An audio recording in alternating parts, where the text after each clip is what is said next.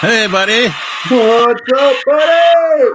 Dude, listen to that crowd. We're getting more popular. I can't even believe it. God, it's the best. And you see what happens here? We take a week off, and now everyone's raging. Yeah, That's awesome. Woohoo! I think the last couple times we started, I wasn't actually giving credit to Spaz in the beginning of the show, which is actually a really, really important thing because I don't want to say too much, but future guests coming up.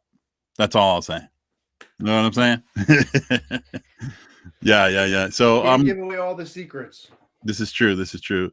Super excited tonight. My good buddy Phuc's on tonight. I'm so grateful that he's going to spend some time with us. Hopefully, we don't get to and it'll be okay. But we'll make it work, man. We always seem to make it happen. Absolutely, one way or the other. Dude. I was telling you before. I was like, I'm going to try and keep everything focused and concise, and I'm getting my shit together. Yeah. And I'm like, God, I got so much stuff around me. I'm like, I got this to show. I got to remember to do that. And I'm laughing at myself, but it's all good stuff. It is, man. Later as on, usual, lots of good stuff. Yeah, heck yeah. So later, it's been a while since we did a new T-shirt drop, so we're gonna do that later on. And I'm stoked about this shirt because this one in particular, I did a little bit different this time. Yes. Compared to the other ones, this one's got a small design on the pocket area, and then a decent sized design on the back, which we'll talk about later. Dave said we're focused like a magpie. Thanks, Dave. Thank you, Dave. How are you, sir? Hope all is well. Dave Martin was on with that. That was the last live Crush Corner we did with Dave. Which is great. I believe also knows Phuc from the tattoo convention circuit. Yeah, you mentioned that. It's pretty cool. Yeah. Hey, Eric, what's going on, man? What up, Eric? We're gonna do next week's gonna be awesome too. Because what are we doing next week, Corey? So next week is going to be an auction. Now, you guys might remember. We had done one, and I believe, if I'm not mistaken, it was an Instagram thing that we did. We were all live, and we were using a hoodie. Was it? Yeah, I believe we did the hoodie. Yeah, and then that hoodie was then auctioned off, and proceeds from that went toward the folks at St. Vincent's to bring meals in that during the height of all the COVID stuff that was going on. So that was a great cause. Specifically, the nurses the COVID-19 floor at St. Steve's, right? Yeah. Which was great. It's a huge success, and it provided a hot meal to all the nurses on there. It was awesome. So very this cool. Time, I will say it quickly. I'm gonna utilize this auction next week to raise money towards the Gentleman's Ride, which is they're partners with the Movember Foundation, which is awareness to men's health. It started mostly with bringing awareness to prostate cancer, and then it kind of branched out to mental health, and then even more specifically suicide prevention, which is huge and extremely important right now because of the high stress living situation that everyone's in. So no doubt. Typically the ride takes place all over the world simultaneously, and you can get a sponsor to raise a couple bucks to donate to the cause. They're not going to do the group stuff this year. It's just solo riders. It's just that day to get out, put a few miles on, get some cool snapshots, and have a chance to raise some money. The question I'm sure everybody's wondering is what is going to get auctioned off. Now, I don't know if we want to say anything or not, but a peek under the cover, it's pretty cool. I'll say that it fits in this box. Oh, no doubt. It looked like this. So it's CKD merch, but it's cool. It's all cool. Absolutely, no doubt. Hey, Lori. Hey, Scott. What's up, buddy? And from that point on, I should say, the auction next week, following week off, and then we're going to get to October, which is crazy, and then do a regular every 2 weeks, which is going to be a nice groove and getting into the winter and stuff like that. So, Chuck, what's up? What up? So, Phuc Tran is here. Good friend of mine. I definitely do not see this dude enough. and because he's a couple states away, up in Portland, Maine. Yep. And I think the great thing about utilizing the technology specifically now, and that it has forced us to use it a little bit more, is that we can connect this way. And I've seen people that I probably wouldn't see in quite a while on Zoom or on FaceTime. And you know, the technology is there for us to use, and it's like, you know what, let me see this person face to face. And it's actually been a really important tool, I think, to beat the isolation that a lot of us have been feeling from COVID and quarantine and shutdown and all the other bullshit. So yeah, man, I would agree. I mean, like you said, it's a great way to connect, especially, you know, when there's distance involved and it's not a simple car ride away, or, you know, jumping on the motorcycle or whatever the case may be, right? Hey, Nicole, how are you? But yeah, you're right, man. Having this kind of technology and the ability to connect this way, at least to have conversation, and as we like to use the forum, you know, escape a lot of the nonsense that's surrounding us, and just kind of sit back and chat and have good discussion with some really cool people. Absolutely.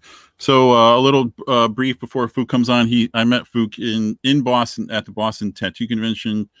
I believe it was early 2000s. I'm not sure if it was 02 or 03. I'll have to ask him. And I actually, we'll bring him on, and I'm going to ask him about a couple things, because I remember why I wanted to go up to the booth and talk to him.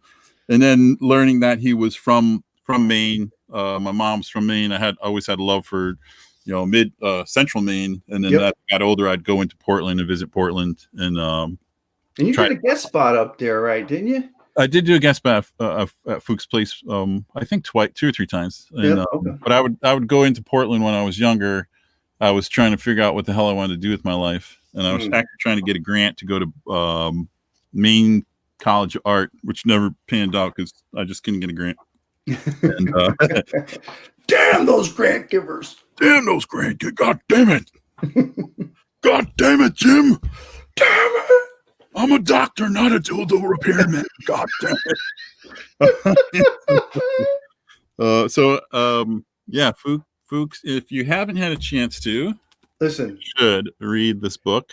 So, and I'm going to attest, Jim. I mean, I'm close to done with the book. I haven't completed it yet, but I'm probably a little more than 3/4 of the way through the book, and it's a great read. I mean, and as I know, we're going to get into a little bit about the whole, you know, just feeling some of what it was like to rehash, like thinking about growing up around that same time period in the 80s, and the experiences that he shares in the book. And just, you know, I mean, like the music stuff. I mean, there's a lot to chat about. I mean, he's a very interesting man without question, multifaceted, I would say. All right. Let's make sure his head fits inside the screen. We don't want to give him too much.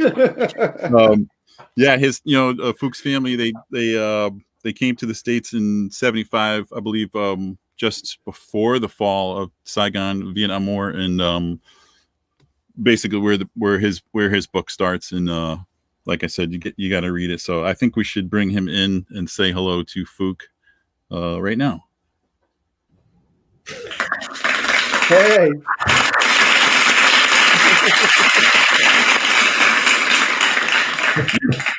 What's going on? I was told this was black tie, so you are ready, man. Look at you. Love it. Phuc actually asked me earlier who's Corey. So this is Corey Jacob. Hey Corey, nice to meet you. Pleasure, man. Cheers. Yeah, cheers to everybody hanging out with us too. Yeah, Corey's one of my oldest buddies. It's got to be, I said, what? How long now, Corey? 40. 41 years. Yeah, long time. Third grade. Thanks, Dave. That's true.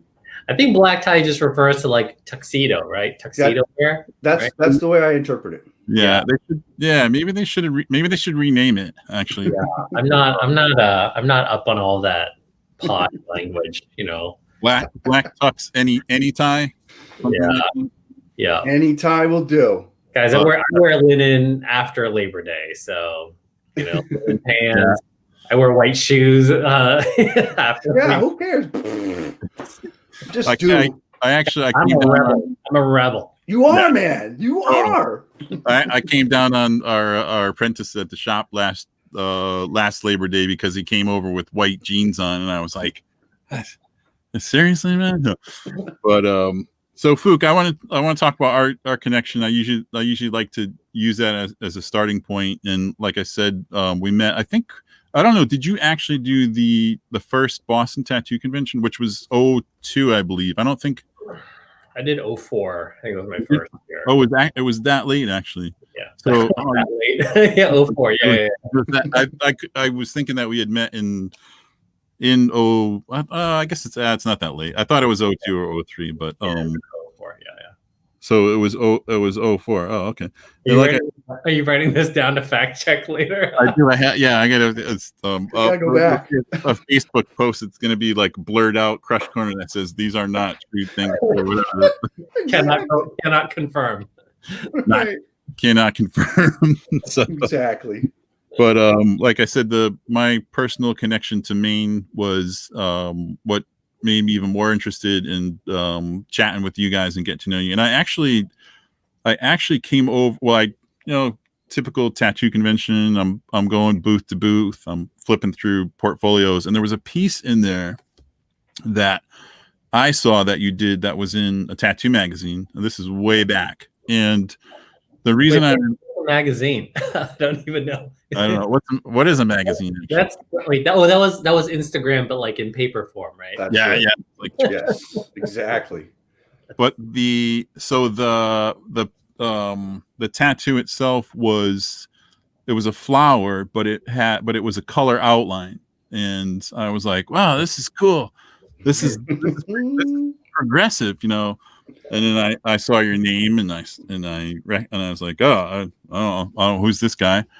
And I went to I was at the booth, and I'm flipping through, and I said, wait, I recognize this name. And Sue was Phuc's wife, for everyone watching, was at the booth, and I said, excuse me, how can you tell me how to say his name? I want and that was it, you know. So whether you remember that or not, you probably don't. You were busy. I was working. I was fucking around and walking around trying to talk to people.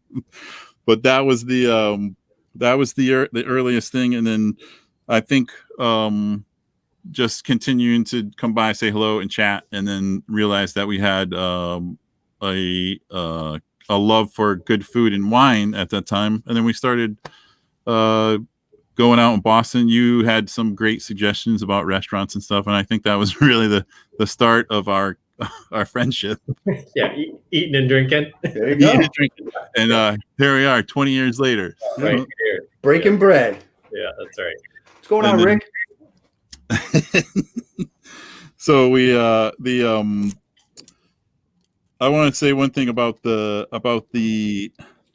when I got your book, and one of the first things you see when you open it up is your dedication, and I was like, it says 2 words, and I opened the book, and the dedication, and it says for Sue.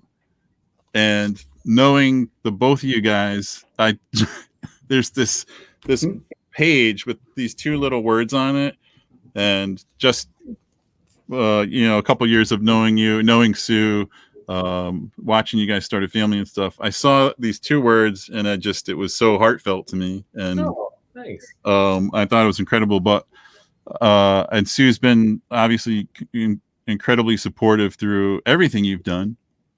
But I don't know, and we may have talked exactly how you met her, and I just wanted you to tell me how you meet Sue, because the book ends with you going off to college, correct? Yeah, high school, yeah. You don't even. Yeah, there's no college reference, right, Jim? I think, right? Yeah, like I'm just applying to college. Yeah, that's what it is. Yeah, and then what's up, Mike? I met Sue in college, so probably 2 years after the book ends, I meet her, and I was actually her RA in college, but we did not date. Interesting. I did not abuse any power that I had All right. Was that in Maine? Is that where you went to college? In upstate New York. Oh, okay. Yep. Cool. Yeah. So we became friends, and then I was always dating somebody, or she was dating somebody. She has always. Yep. She's got a funny story. So our rooms are right next to each other. I'll let her tell the story for you sometime, but she has this funny story that she told me much later about how she and her roommate were listening to me knocking boots through the wall, and I was like, "Oh my god!" Oh wow! Look at that, popping up out of nowhere 20 years later. And she still married me, right? It's the reason she married you. I'm thinking. It's very smart of you, Jim. It's like a testimonial, right? Oh my god, I can't get it out of my head. It won't leave. Yeah. So we met in 93, and then we got married in 99. Not about. Oh wow, okay. Yeah. No shit. So we going back to wait, no. I got that totally wrong. I'm so sorry. We got married in 2001. We started dating in 99. Oh, so 2001. Yep. Oh, it was 2001. That's great. I actually opened Lucky Soul Tattoo in 2001. So that's crazy. Wow. Incredible. Yeah, that's when we got married. Sorry, Sue. We started dating. I just like that like dating period is so like, I was like, okay, like it's like for me, like when I met her, I was like, okay, like this is the lady I'm gonna date. So like for me, like it's a little, I don't actually, and then also like we eloped. So like the date for when we got married is kind of like, yeah. Anyway. It's like, yeah. Fact check that too.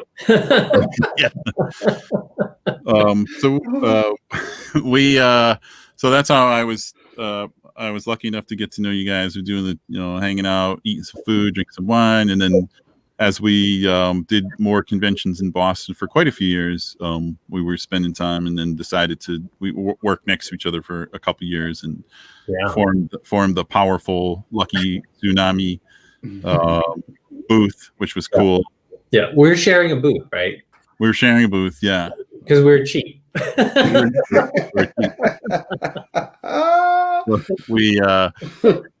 There was a powerful force, and they even there was I don't know if people know this, but they actually created these figures for us because we were so awesome. I don't know if you know these guys, right?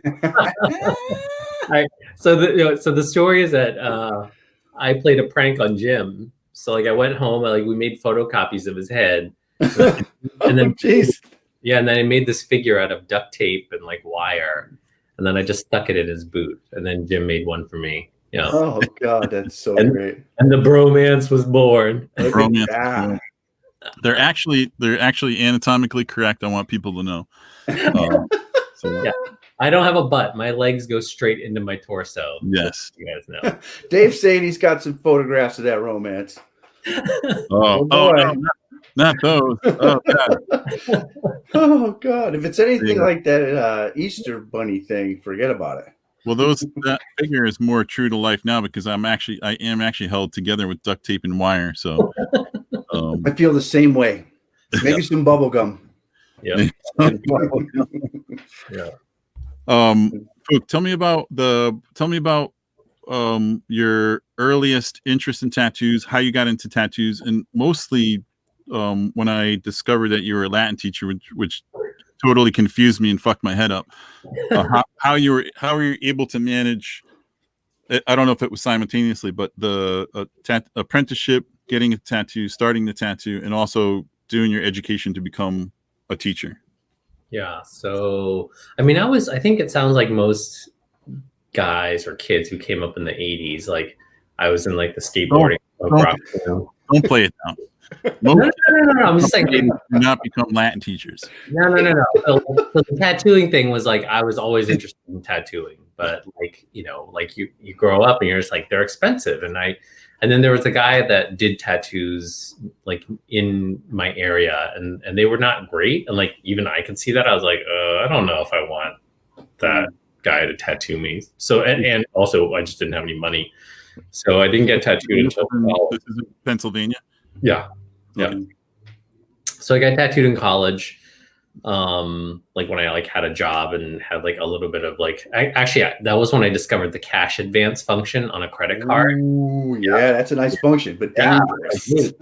I can get like an advance for like 33% interest. I was like, sign me up. yeah. I was like, math is not my strong suit. I'm like, well, 33%, it's not 100%. Like I remember like I got a cash advance on my parents' credit card and paid for my first tattoo. Nice. That's fantastic.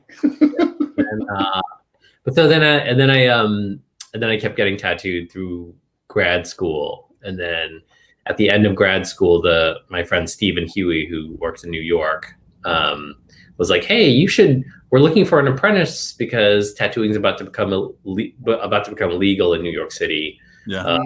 And at that point, like I had like a sleeve, and he was like, "You seem to be pretty dedicated to the lifestyle. Like you should apply for the apprenticeship." And I was like, "Oh, okay." So I applied.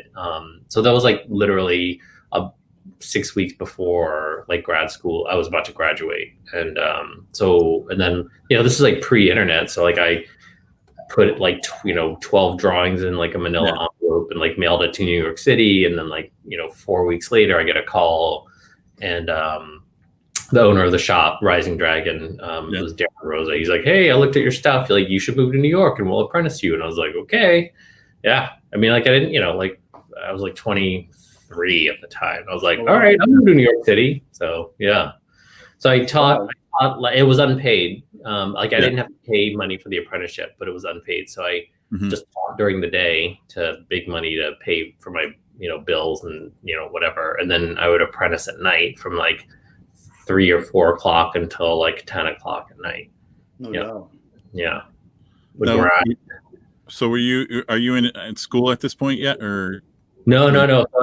So I didn't start apprenticing until I was done with grad school. You were done with grad school and then you started apprenticing. Oh, shit.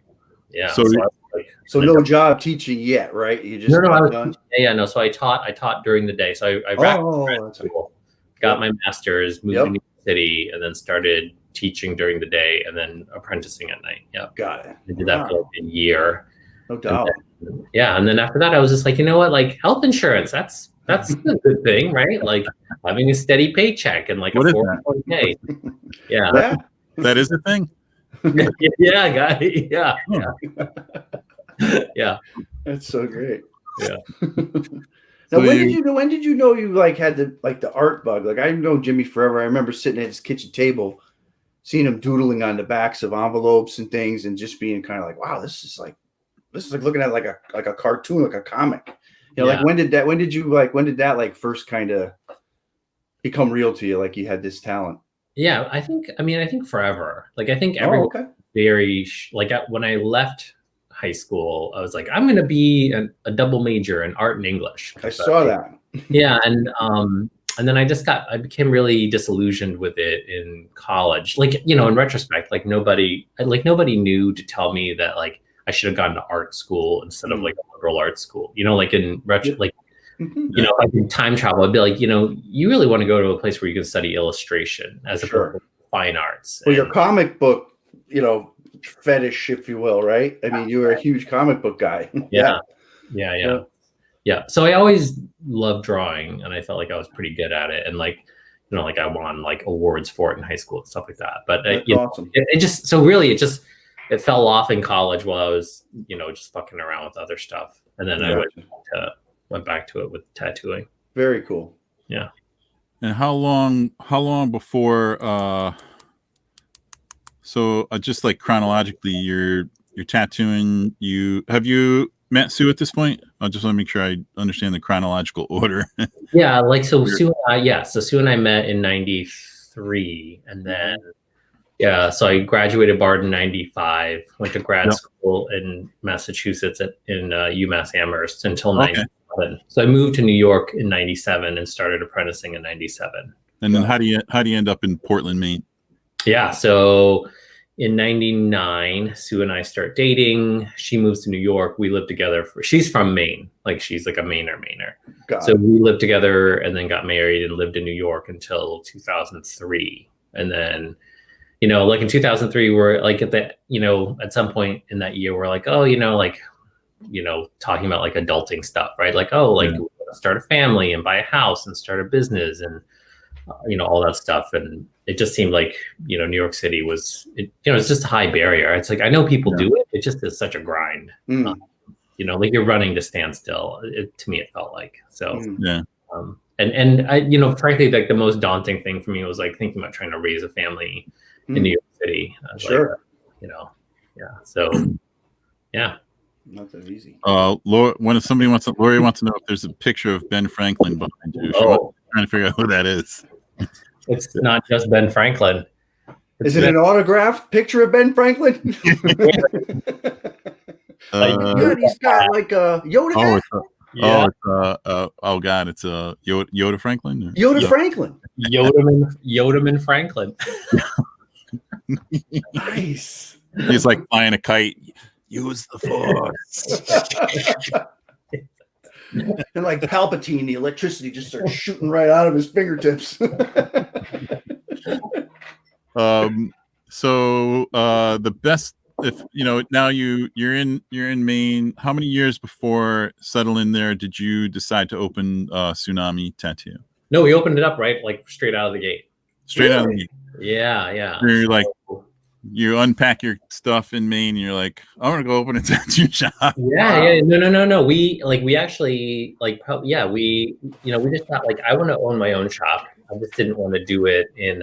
Thanks, guys. I didn't want to do it in New York. So I just thought, well, yeah, like I'm already rolling into town as like the new guy. There were 4 other shops already in town, so we opened. There was 4 in Portland at that point. Yeah. Wow. Okay. Yeah.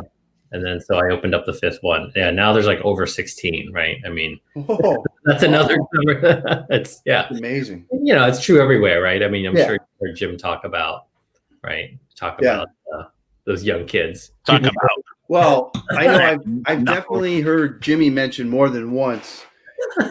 I mean, and him and I we both got our first tattoos together. I turned 20. It was my 20th birthday. We went to Danny Williams down in Bridgeport. Oh yeah, and, that was the first experience of that, and it was just sit around for 3 hours to get a piece of flash thrown on your back or on your arm, and you were treated like, that's what it was like. I mean, okay. I mean, I remember looking at my watch, being like, oh my God, I'm like an hour late for work. When's this guy gonna get going? It was that kind of stuff. It was pretty crazy. Jim has referenced how now it doesn't feel like that same thing anymore. You guys got tattooed by like the OG in Connecticut. Yeah.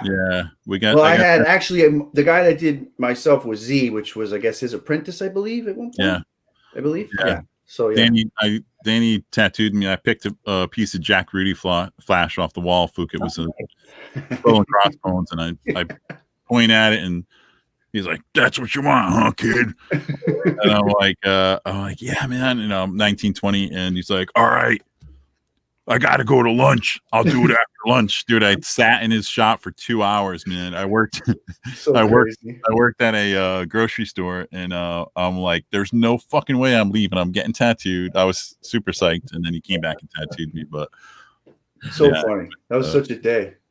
Yeah. Oh, I remember going to work that day, and I had a bandage on the back of it. I had a shirt on, and I remember bleeding through that bandage and through that shirt, and people are looking at me like, "What's wrong with your shoulder?" I'm like, "Oh, I burned it on a tailpipe." Which makes absolutely no sense. But I was like 2 hours late for work. I mean, it was so awful. It was bad, but it was great. Wait, I don't understand what Tracy just was saying. Phuc growls are his clients also? I think it's supposed to be, it's like Phuc growls at He's drunk. Totally. I think Dave's drunk too, so he just called you Gucci, which is hitting the cough syrup. Are we? It's not terrible. I love Gucci. I'll take Gucci. I like that. In retrospect, now I absolutely love Cherry Creek Flash.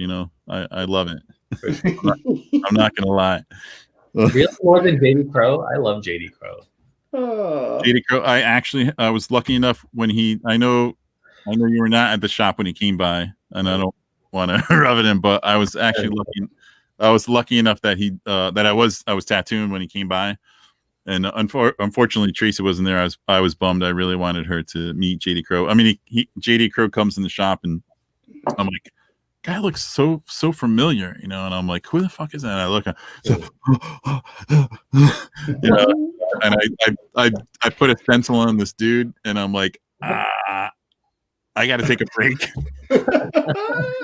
I don't start tattooing it for like 2 hours later because I'm bullshitting. Yeah. He's in the office signing shit, and I tell these, you know, 2 people in the shop knew who he was and appreciated it. The other people are tattooing. They're like, "Who is it?" I'm like, "It's a fucking legend." They're like, "Oh, it's a legend." They're like, they got their machines, and they're like, their machines sound like this, you know. That's why they didn't know who he was.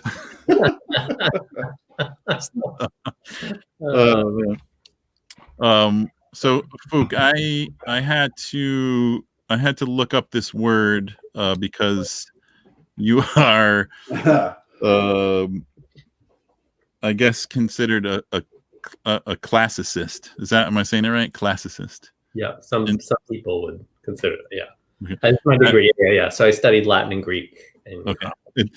Is it broader using that term than studying that, or is it specific to that? No, yeah. So if you say like the major is like a classics major, right? It's like a holdover from like Oxford and Cambridge, right? So yeah. So if you say you studied the classics in college, that specifically means Latin and Greek. Or then if you studied classical studies, then it means you studied like, you know, Roman and Greek culture or history. So yeah. But does it also imply that you have I guess maybe I'm asking if it's always used like that in a specific sense like that. If you're a classicist, it is. Yes. Oh, well, that blows the next question I have. So fuck that. Yeah. You told me like my uncle, like you said, oh, you know, my uncle was a classicist. I'd be like, oh wow, that's amazing, you know, or whatever. Like I would know what that meant, but right. It's like a very specific term. Like it wouldn't be used for like classical music or whatever, right? Like it's all right. But do you personally have an interest in anything?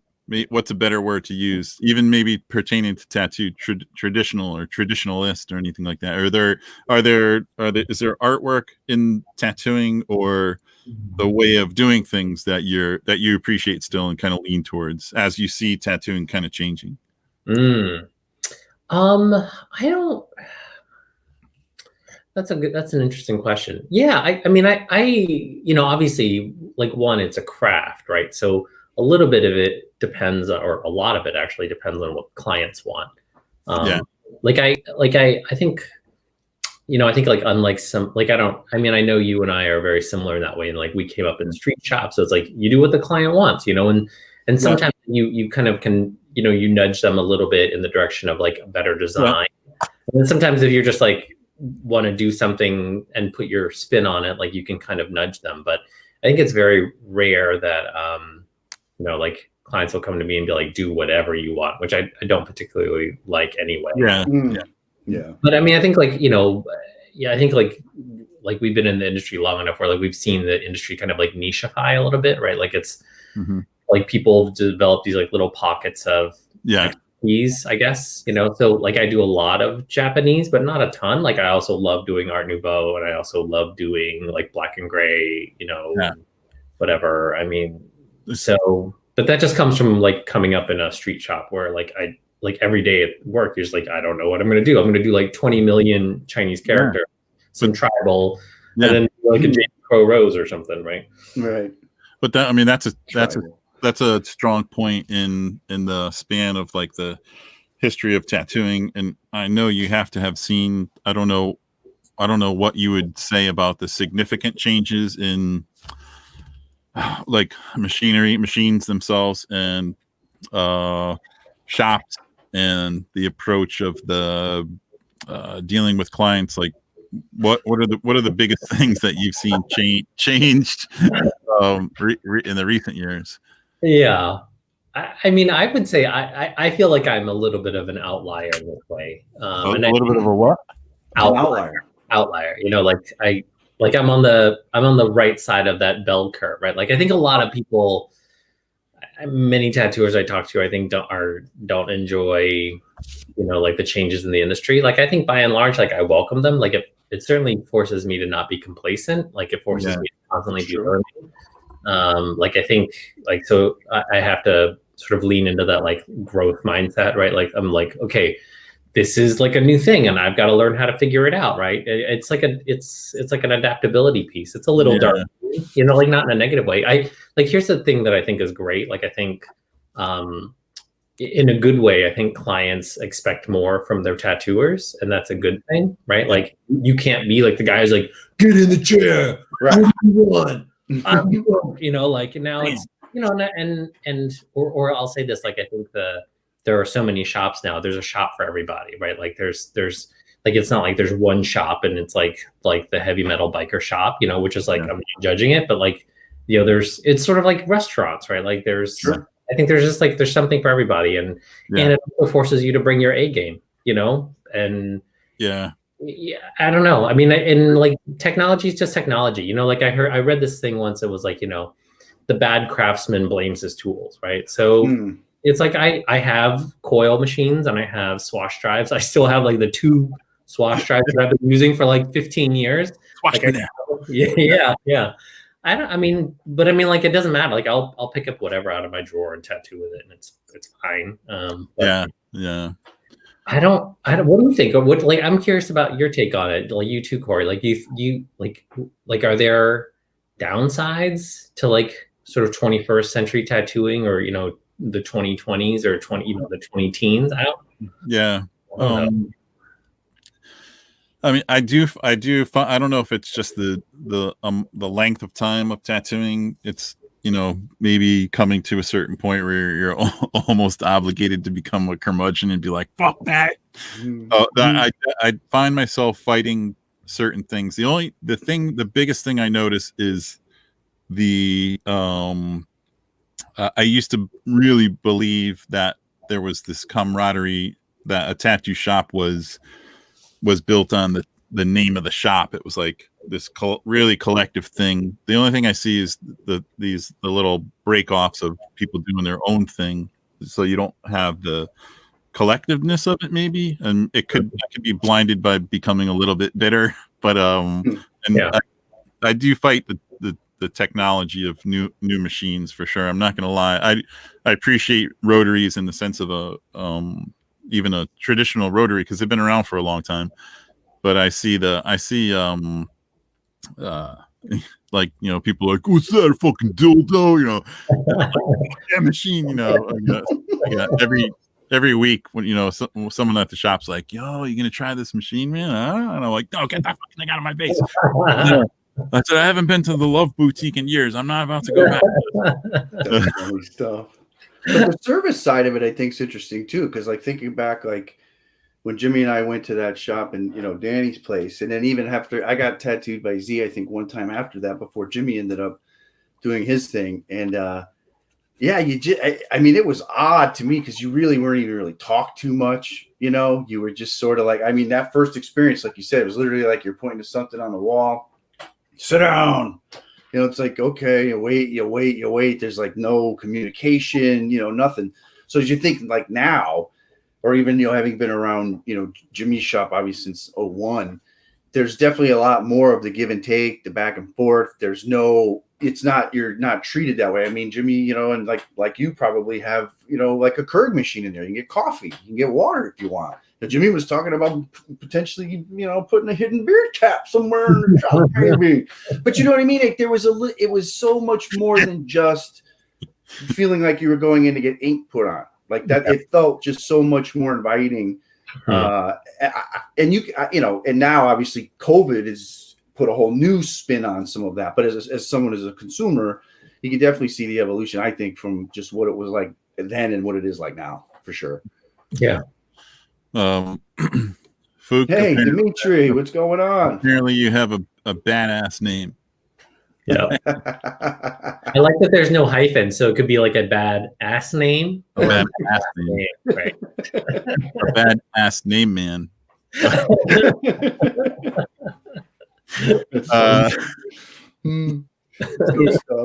actually, Corey brought up a really good point, Phuc, because I think at one point I talked to you, and we were a lot of the seminars that were coming up and happening at conventions were machines and drawing and this and that, and you actually considered something that would lean towards the service end of tattooing.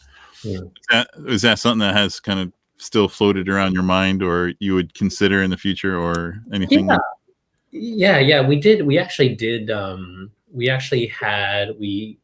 got a consultant. It was like 2 years ago now, maybe less. 2 years ago, last year. Anyway, we had a consulting psychologist / their counselor come to the shop, and she did like a day-long workshop for the 4 tattooers who work at the shop, just about I would never call it counseling, but it was basically kind of like how to listen to your clients and how to respond. Because I think for a lot of people, when they're getting tattooed, they're working through highs and lows, right? Yeah. And I think the best service you can do as a human being is to listen to them and respond to them, right? A thing that is tricky for me, and it took me a long time to really hear clients. And I'm just gonna this is a lived experience, so I'm not making gender stereotypes. I'll be putting a stencil on a woman, and she'll be like, "Ooh, I really hate how this makes my body look," or something sort of body negative talk. Sure. Really, it's how do you respond to that, right? Do you negate her, right? Which is which isn't great, right? Because you're just no, you look great. But if that's how she's feeling, it's important to respond to that, right? Right.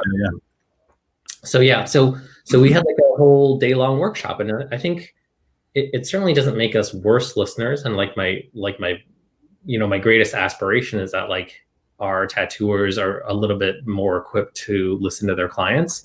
Yeah. And also I think that goes a long way in communicating about design too, right? So if someone comes in and they're unhappy with something, you can look at them and be like, what I hear you saying is, that you're it's really important for you that this tattoo represent this, that, and the other. I just, and just to affirm where they're at. It's literally 2 seconds, You take the guesswork out of it, right? Because the last thing you want to do is have this ambiguity in between, and then all of a sudden someone stands up and looks in the mirror and they're like, yeah, I don't know. You know what I mean? I mean, it seems like, I don't know if you would agree, Phuc, but it seems like there was this curve of you go from the old school tattoo thing where it was come on in, sit down, get this tattoo. And then we definitely moved into a place, because Lucky Soul Tattoo is built on service. For years it was, oh my God, everyone is so nice. We still get these reviews that are not only about the tattoo that someone's gotten, but they say not only they're happy with the artist that they have, but they say everyone there was so nice to me. People came over and said, how you doing? So it's this curve of sit down, shut the fuck up, get tattooed, to a nice, that was a big thing for me when I opened the shop, because I left the shop where everyone was like, I don't got time for that fucking tattoo. Fuck that person. So I said, this is really important.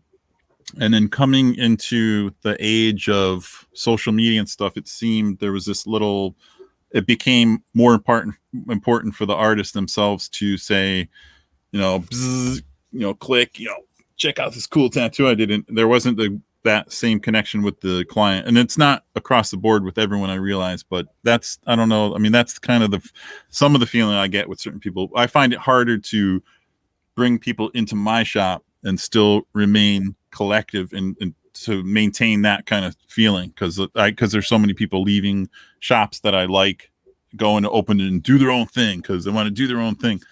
So I don't know. Are you saying that you're are you saying that your connection to clients feels diluted a little bit? Is that it's because of the social media piece, or the it's a little less. I guess the overall experience, I guess, is kind of lessened. Yeah. And do you think that's them? Is that because of their expectations, or? I don't know. Let me write it down and get back to you. I'm just asking a question. Hmm. I think it's common. No, I think it would be more on the artist's end of maybe not taking the time to provide the overall experience, where it is just this tattoo is just, it's the end result. That's all they're interested in, the picture and getting it on social media. So Yeah. I feel like some of the service stuff has gotten lost. For sure. Yeah. And that's always like super important to always like revisit with your team, right? Like, and like, you know, we went so far as to like write a mission statement for the shop, and like, No doubt. and Right.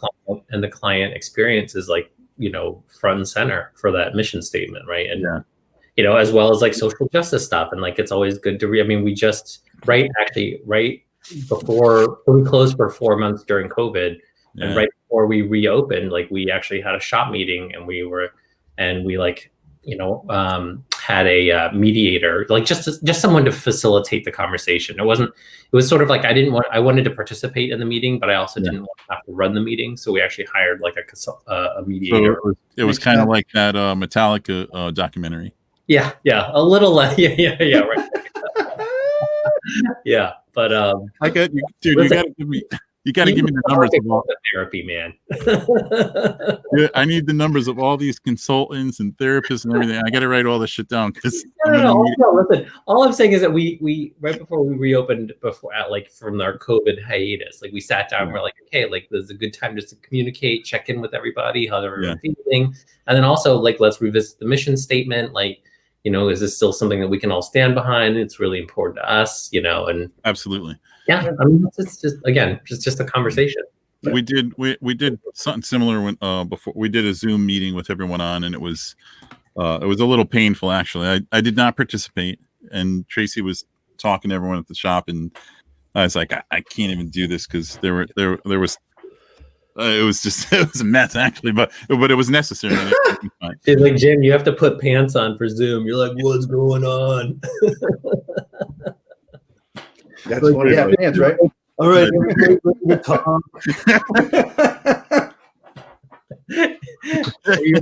I need to establish dominance. That's right. No, but Mike used the word too. Jim, you said it too, and it's funny. But in a lot of like, even in lines of work I do, like when you think about like the way marketing's going, like with brands, it's a lot about experience. It's way more than just about having the item. It might be more about how you get it, or whatever the case may be. But experience is a big deal. Now, like you say, having been very loyal to the shop and seeing all of the different artists that have come through, it's always been a staple thing to try to really have working with the client be a very important thing. You can tell because it's just by the back and forth. You see the hustle bustle going back, confirming, and making people feel like they're there. Hey, we'll be another few minutes. Let me just do this.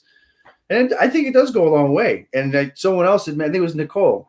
Somebody mentioned where it's like, it's a welcoming atmosphere there, and it really is. And you know that every time you go in.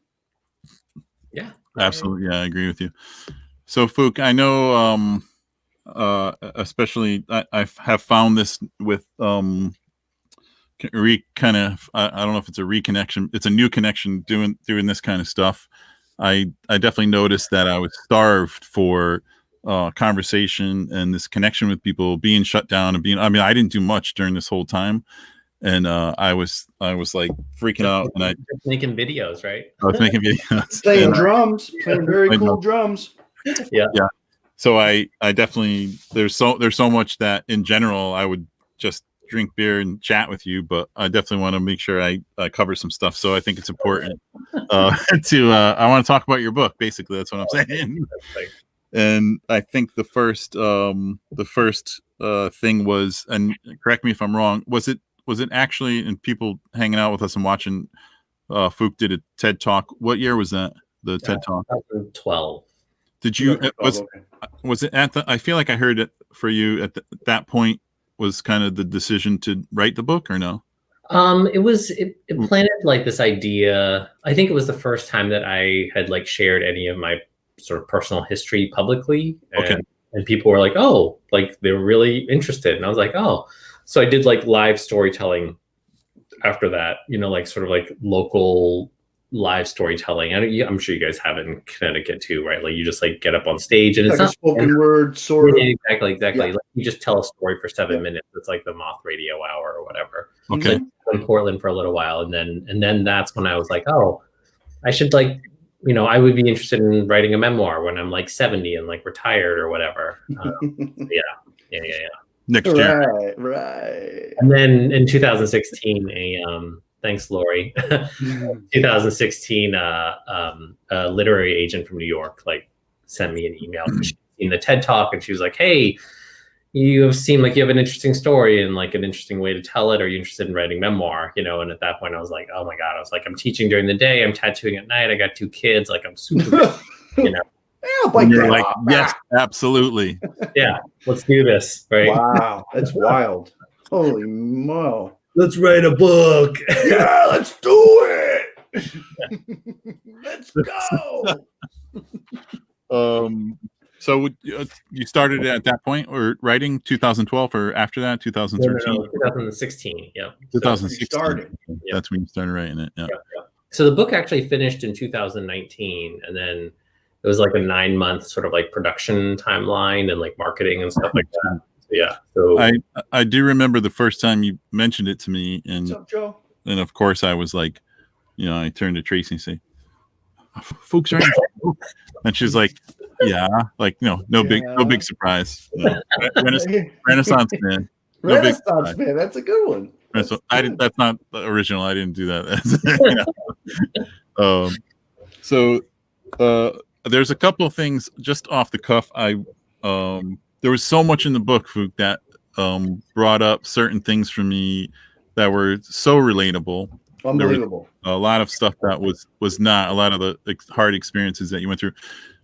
But 2 things that stuck in my mind, and if you want to talk about it, I'm going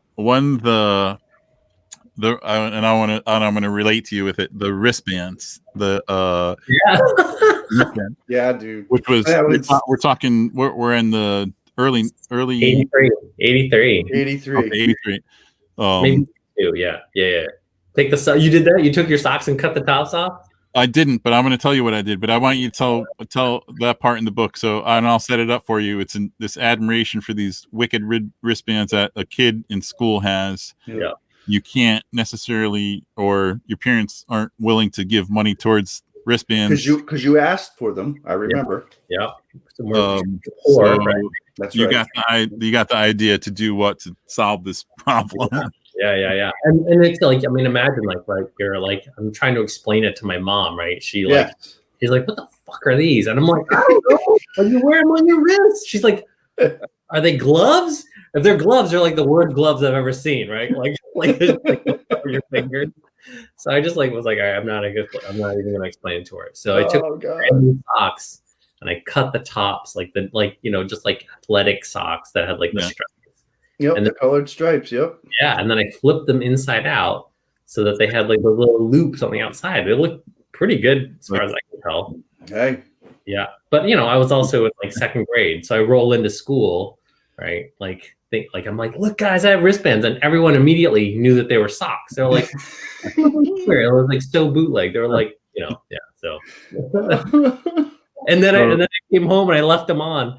That's right.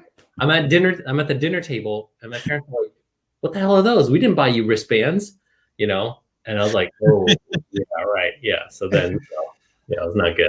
Yeah, and my parents beat my ass for perfectly good socks. So it was this desire to sort of fit in, I guess. Yeah. Yeah. And then right.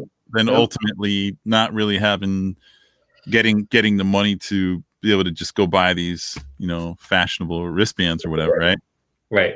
Yep. So when I read this stuff, I think that's what I really enjoyed about your book, dude. Like there was, I was like a roller coaster for me. I would read something, go, oh my god, it was bringing all the stuff up for me. Yeah. So I want to tell you quick, when I was a kid, when Air Jordans came out, my same thing. Like my folks were like, no fucking way. There's 4 kids. My dad was fucking worked at a factory. My mom's a secretary in a hospital. Like, you can't fucking buy Air Jordans, So I got a pair of sneakers from. Did you guys have Caldors or Bradleys or anything like that? And okay, so they were. You guys had Boscovs. Yeah. Oh my God. Yeah. Corey. What a clutch. That was clutch. And Woolworths. Research. So we had Caldors and Bradleys. They were these department stores, and they had these sneakers that were fake Air Jordans. So they had the black. They were black, red, and white at the time, and the only difference was instead of the Nike swoosh, they had this little thing that just went boink. So I got. Can someone screen this, Corey? Can you find this and like pop it up on the screen, please? I got to see these. Like, I don't know. That might be hard to find. Yeah. So I got a pair of these sneakers, and I had an old pair of Nikes that were beat up, and I cut the end of this little design off, and I cut the Nike swoosh off, and I crazy glued it. I sprayed it red, and I crazy glued it. Did you really? To this swoosh? Yeah, true story. So that they looked like the new hot sneakers, and I wore them to school, and they eventually stood the swoosh started to like peel away, and I gave up on it. I was like, this isn't gonna work. But it was that desire to be like, damn man, like look at these fucking kids, they got these like cool sneakers and shit, and it was the same kind of feeling. So that's what came up for me. That's funny. Yeah. And then also I want to ask you about the McDonald's containers that were being reused and washed out, because this is across the board. My folks have done very similar things. So if you can, yeah, that really makes me comforted to know that. Like I never shared that with anybody. I was like, that's like so janky, right? And just so bad. But yeah, so my parents so in the 70s, like McDonald's, all the Big Mac would come at the Big Mac and fish fillet. It was like an orange styrofoam or clamshell. Yeah. And then so my parents would save them because they were like, holy they were like, oh my God, styrofoam, this is like fancy. And so they would clean them out and would like pack my sandwiches in it. So I would roll into school and I would pull out like the Big Mac clamshell, and like everybody would, all the kids would be like, holy shit, he has a Big Mac for lunch. And they would open it up and it would just be like a cheese sandwich. And they'd be like, yeah. So you had, and then in the book you talk about actually trying to destroying these things so that you didn't. What made you do that? Was it embarrassment? Was it? Yeah, of course. I was like, I just I think I see this with my girls now. Like they're so acutely aware of like if they're doing things like other kids do, right? Like, and I think it's just like programmed into our DNA as like primates, right? Like that we want to have a community and we want to fit in with the community. Sure. So it's got to be tenfold now, 100-fold now with social media and stuff like that. I think it's for sure. So so that I guess it was like I was reading that and I was like I started to feel embarrassed myself when I was reading it, but because my folks did similar things. But there's one thing that sticks out for me, and these guys may remember when I was younger. My dad worked at a factory in Bridgeport, and at the end of the night, his shift, which was late, he would go through this park that was like this park that we partied at, and he would collect cans. And he had this white Chevette. And he would no power steering, and he would and it would be like we were down there, we're drinking like 40 ounces and shit. And I'm like, fuck, man. I'm like, oh man, my fucking dad's coming through. And he would stop and go through the garbage cans, and he was just trying to make ends meet for 4 kids. Yeah. So it was that same feeling of like, oh, my dad's doing this. I don't know if anybody else's dad is doing that. Dude, so, me and my father did that.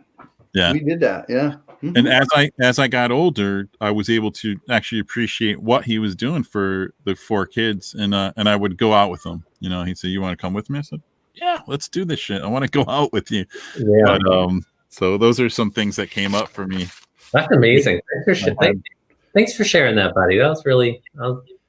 Yeah, I mean, after I read your book, I doubled up on my therapy session, so I want to thank you for that. So, I want to say, like, I just want to say, like, what I love is, so one of my fondest memories from the Boston Tattoo Convention was, I remember we were at dinner and like I brought up going to therapy, and like you laughed at me for like a half hour about it, and then the next year you were like, I started going to therapy, and I was like,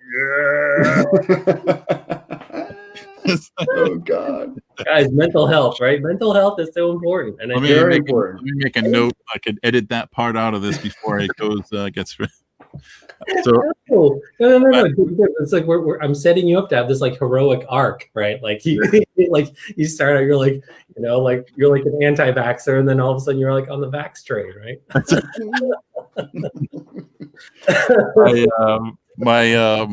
My buddy Chuck, he's trying to post some kind of link. I'm guessing in Chuck's fashion, it may be a picture of these sneakers. Oh, okay, man.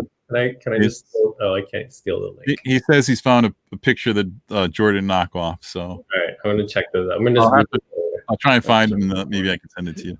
The book itself is just so really well written. I mean, there's, like I was saying to Jimmy, I got a couple more chapters to go, but I mean, the way you describe things is just, it's just great. I mean, it brings you into like, I mean, like Jimmy was saying, it definitely brought me back to that time, those years in the 80s, and just how, again, that whole coming of age piece, and how you're finding yourself, and how you refer to all the different changes that you're trying to modify yourself for fitting in, on top of dealing with the prejudice and the racism and some of the other stuff you dealt with. But man, I gotta say, it's just I mean, having read about you and knowing that you basically 5 languages, right?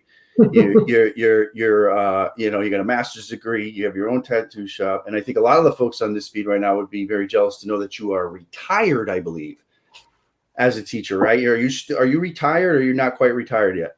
No, I just took a on a hiatus. Nice. Yeah. But I gotta tell everybody, they gotta read this book, because there's humor in it, there's sadness in it, it's a lot of an emotional ride, really. But I mean, again, as someone growing up in that time, there's so much stuff you touch on that just brings your soul back there, and being that awkward person, because I mean, all of us going through an awkward stage, I would say, and I think everyone would admit it. And how you went through all the stuff you did, and to come out on the other side on such a very positive side, because not so many people do, and to see where you went and how you just took your, everything and all the reading you did. And it's just an amazing story. I think it's a fabulous book. And there's some really funny parts in it. Like a couple of the things in there about your name and the name change stuff. Just it's really funny, man. It's just so funny. Like the Peter one is just, oh, thanks. It's so funny, man. It's just great stuff. So I encourage everybody to get this thing and read it. It's great. It's a great read. It really is. It'll bring you back. Thanks. Yeah. You're welcome. You, Phuc, do you have a book close by? Because I was going to ask you to read something, or I could read it, but I'd rather you read it. Do you have a book close by? I don't. Oh, Sue's gonna grab one for me. Yeah. Hello, Sue. To the rescue. Jim, did you read it, or did you do the audio book? I know Tracy was. I might have mentioned to you. I got the book. I started reading it. The only thing with me now, with having a 5-year-old in my house, is that by 9 o'clock the house is quiet, and that's the time to actually read stuff. Yeah. And I can get through about 2 pages before I start to zonk out. So I got the audio, which was awesome, and I would follow along with the book. And when my eyes got tired, I could close it and just continue to listen. But I've actually I listened to it twice, and yes, there it is. I think it's great that you narrated it too, by the way. Yeah, and let me tell you, like it was so hard. It was like it was so hard to do the audiobook. Like I bet there wasn't. Yeah, I can imagine. I was telling Tracy, you can hear the difference in the audio when you get to like a new chapter or section where you may have come into the studio refreshed. Oh, really? Yeah, I would agree with that. Voice, slightly different. Yeah. Wow. Like you hear like my throat getting scratchy in places. Or Right. And then I was like, and next it's like, and I would like to tell you. No, Yeah, you did. It was so fun seeing you do that. I hear it. It was great. Just those different inflections in your voice to try and act out the different characters and folks in your life. It was so cool. My favorite inflection was there's a split second of you pronouncing the word gangsta, and I really like that. So that's right. Awesome. Oh my God. So yeah, killing me. If you wouldn't mind, I just love this. It's the Metamorphosis. It's page 176. I got you. 176. 176. So the last paragraph on that page to the end of that section. If you don't mind. Does it start with I had naively assumed? You can do at school is great. That'd be awesome. At school. Yes. Wait, how far do you want me to read from there to where? To just before October of 1980. Yeah, for sure. Awesome. Thank you, man. We're really doing this, huh? Yes, we are. All right. Got it. At school, I was doing well. My parents and I had negotiated an arrangement that allowed me to hang out late on weekends, stay on the honor roll, no curfew. I met my parents' expectations with ease, but I wasn't kicking or pushing myself particularly hard. Regardless, I'd kept my academic work to myself, hidden from my friends to better fit in with them, or with who I thought they were. Yet, here Philip was telling me not to be a dummy, to do my work, and to study. Could you love reading and still love punk? I had assumed that you couldn't be a skate punk and geek out on books, but Philip had changed that perspective. I had wanted to ensure that I would fit in and suppressed my nerdiness as anathema to punk rock. But Philip had obliterated that premise in an instant with a copy of The Stranger.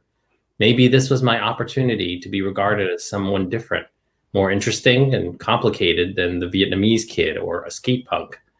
It began here, a borrowed book because of a song. This was my invitation to be something more complex.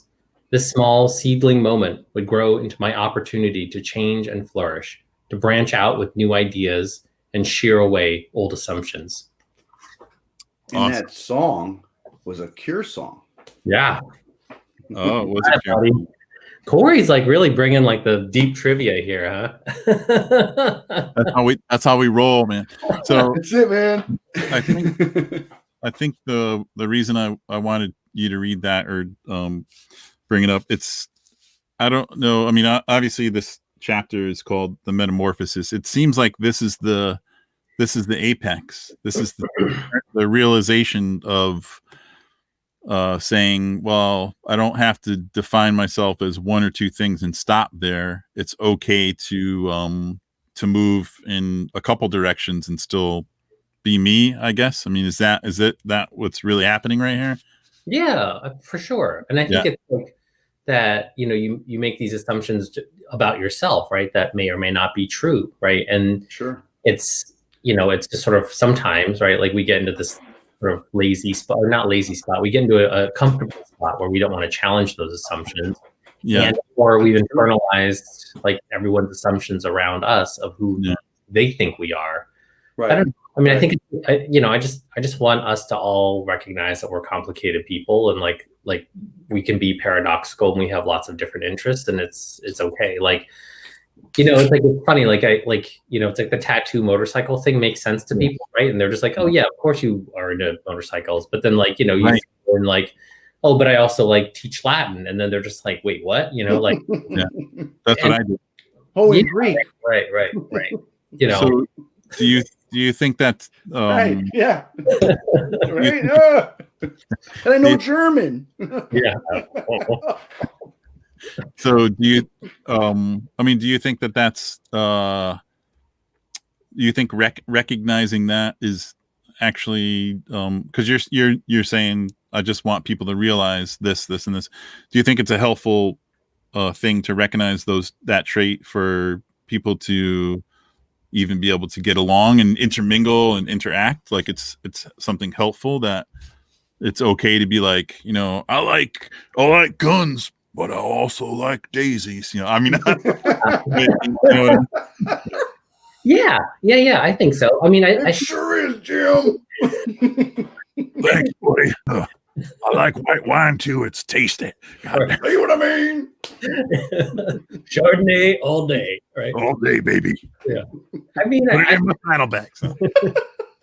I think if it's a vehicle for you to be truer to yourself and who you are, then more power to you, right? I think, you know, like I don't want people to be like paradox. I mean, actually, I take that back. I you know, I think it's great to try new things and to like do different things and like that. That's like what I live for. Is like if someone's like, hey, like, have you ever done this or have you ever eaten this? I'm like, no, but I'm gonna eat it right now, you know, or like I want to. I don't care what it is, but if I've never done it, like I absolutely want to do it because like, that's, I mean, that's what being alive is about, right? Like it's about like, Amen. Right? Yeah, that's true. Experience is getting out, doing things, trying things. That's the stuff I try to feed my kids. Right. Try like, everything. Like you know, plowing the same furrow, right? Like and just, I mean, that's comfortable. It feels good. Like you're like sweet. Like, I know exactly what a cheeseburger tastes like. It's my favorite cheeseburger all the time. But like, you know, I don't know. Like I feel like I think it just deepens your appreciation and your frame of reference if you could try different things, you know, and I mean, then you fly to the West Coast for an In-N-Out burger and you're like, man, now that's a burger. I gotta say, like I tried one and it was fine. Like I think it was too hyped for me. Like, okay. Yeah, it was fair. Too much. Was it the double? Did you get the double? I didn't. Like I got well, you have to order it like there's like a special thing you say. I got that's correct. Yeah, I got like a single patty. I don't remember how it was. Yep. Yeah. I don't know. Five Guys is pretty good. Love Five Guys. That's Those pretty French big. fries are the bomb too. Yeah. Very good.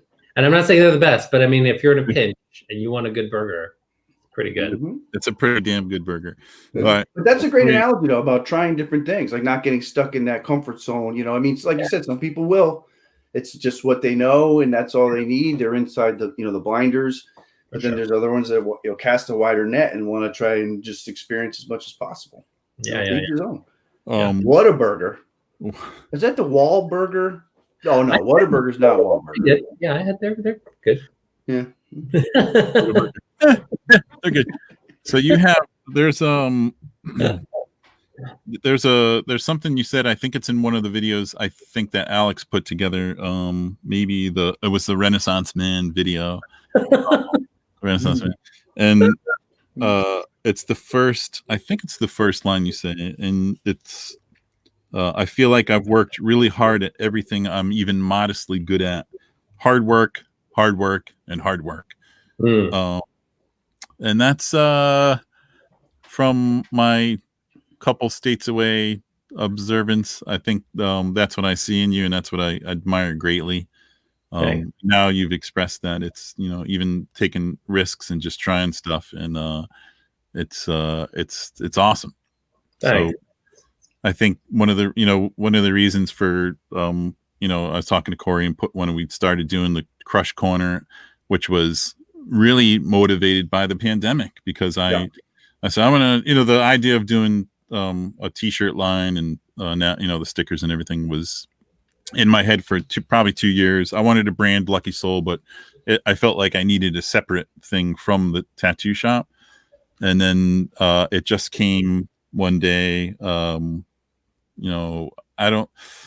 I think I was talking about my dad with Tracy and the fact that I started doing the same thing to my daughter, to Andy. I would come in the room and I'd go walk towards her, and it was that crush, kill, destroy that came from was it Lost in Space? Yeah. That's exactly where it came from, and that's what my dad was doing. I was too young to know what he was doing, but I just thought it was hilarious. And so it was this admiration for my dad, who was a geek. He was a dork. He was a nerd. He was a pocket protector. Wearing, I mean, I never knew him otherwise in a button-down shirt and slacks. That's what he wore. And, I just, it was like until I was in my late 20s, I didn't see him as this great figure. And then I was, as he got older and a little more feeble, I was like, maybe made me pay more attention to him and appreciate what he had done all his life for us. And it was Right. everything from, you talk about being like yourself, multifaceted, and he's doing this, and this, and trying this. That was kind of my dad. And if you looked quickly, it was like, what's so great about shoveling snow at 1 o'clock in the morning? But these are now, like, in retrospect, I looked at these things that my dad was doing, and I was like, this guy is awesome, So Mhm. that was the motivation to do Crush, Kill, Destroy, and it had almost like you're saying, to kind of crush the expectation of one thing, or the idea of this is what you are, this definition. Crush, Kill, Destroy was this idea that was expansive and reaching out to people. It could be like, yeah, bro, Crush, Kill, Destroy. I've got an SAT test, and you know what? I'm gonna kill it. Or I've got it, like so many of the people that have been great enough to support it and buy some stuff. I've got Lori and Chuck are runners. Lori's a crazy runner. She's got I got to do a marathon, and I'm gonna crush it. So it was reaching people, and is reaching people when it gets beyond the quick look, as me looking at my dad shoveling snow at 1 o'clock in the morning. So I think that was a motivator to ask you to take some time and talk to us. So I definitely appreciate that. Yes. And I love the story about your dad too, like on the website, like I was looking at that and I was like, oh, that's the origin of it. Cause I think you're right. Like my hot take on it was like Crush, Kill, Destroy. And then like seeing that it came from the Lost in Space thing, I was like, oh, that's really sweet. I think I want to, like, just as a quick addendum to what you were saying about like the hard work, like for sure, like I got that from my parents, and it seems like you got that from your father. Corey, I don't know. Jim said that you don't work that hard, Corey, so I can't. That's right. I'm a slacker. I slack. But I do. But I think I come from a blue collar father. He worked a second shift in machine shops. My mother was stay-at-home mom, raised the two kids. He worked second shifts to try to make more money for the family. Yeah. But there's a huge luck factor there too that I don't want to dismiss, right? Like that all I can do is take credit for being lucky and being at the right place at the right time, right? Getting an apprenticeship, like that was luck, right? But like I also, like, once you have that lucky break, like I'm absolutely gonna go like 1,000%. There's a great TED talk about how it seems like luck is a much bigger factor in people's success than they want to attribute it to, and that makes people uncomfortable, because like I think especially it's a very American thing where you like, everything I have I worked for, and that's absolutely true, but like there's also this luck factor, right? Just like where you're born geographically, right? Like that's sure. Geography is destiny in some places, right? Sure. We can't take credit for that. So there's a lot of luck for me involved. I mean, even in escaping Vietnam, like we didn't get on the bus that got blown up. Like I can't take credit for that. Like that's just dumb luck. And and in some cases, I know that, you could, again, I don't know who said it. I remember hearing a long time ago when I was in college, when Starter was around, the CEO or president of some division came in and spoke to us, and he talked about luck and his definition of it. And he probably pulled it from somewhere else, but it's when preparation meets opportunity, right? Yeah. So like you think about then what you did for yourself to get you where you, again, all the reading you did. And then obviously art was such a huge part of your life for a long time and all that stuff. It's like, in a lot of ways, you create the vision for yourself. It becomes the destiny, right? It just self-fulfills itself. And then you get where you want to go because you believe in yourself enough and you drive and you keep going, that sort of thing. So yeah, for sure. That's great. That's a great reminder. Do you think that like the pandemic now has brought up an opportunity to people to reflect on that kind of stuff, take some time and find some gratitude? Or you're talking about being in the right place at the right time, and now there's less opportunities for that because we're limited to what we can actually do. Do you think that people are taking a couple steps back and in appreciating what they already have or missing what they can't have right now? Or Yeah. I mean, I think it depends on the person, right? Like, I think for me, like, it was, I mean, I love being at home with the kids, like, I feel like it was such a rich experience. I mean, for me, it was like glass half full, like I was kind of like, if you're like a miserable bastard, like you could be on a tropical island and still have a super shitty time, right? Yep. It's a little bit like PMA, right? Like, and it's like I try to be positive about it, it's like, so yeah, absolutely, 100%. So, I mean, I think I definitely think the pandemic has ended up distilling a lot of people's sort of essences a little bit, and also like I think some people have found it like to be an opportunity to try new things, change their mindset, try and push themselves to grow. And, I mean, it's been challenging for everybody, I think. Oh God, yeah. Many people. Yeah. Corey, in all sorts of ways. Are you working from home, Corey, during the pandemic? Or yes. Yep. I've been working from home since basically mid-March. Yeah. Okay. For the most part. Yeah. The kids obviously were all home for their, their schooling up until the summer. Now they're doing like a hybrid where they're in a couple of days and then home in 3 days kind of thing. So same. Yeah, we're making it happen. Yeah. Doing fun things like this, having a great conversation, getting through. Phuc, you have obviously the book is out and there's everything is in print. You have some good quotes that I've highlighted through the book that ring strong for me. But there's a quote I want to bring up, and you won't remember it, but I think it's probably one of your finest and maybe go down in history and probably should have been in the book. But I created this little second video to highlight the quote, and I want to take a look at it with you. And oh my God! I feel good about it because it was an admiration for me and my motorcycle. So okay, all right.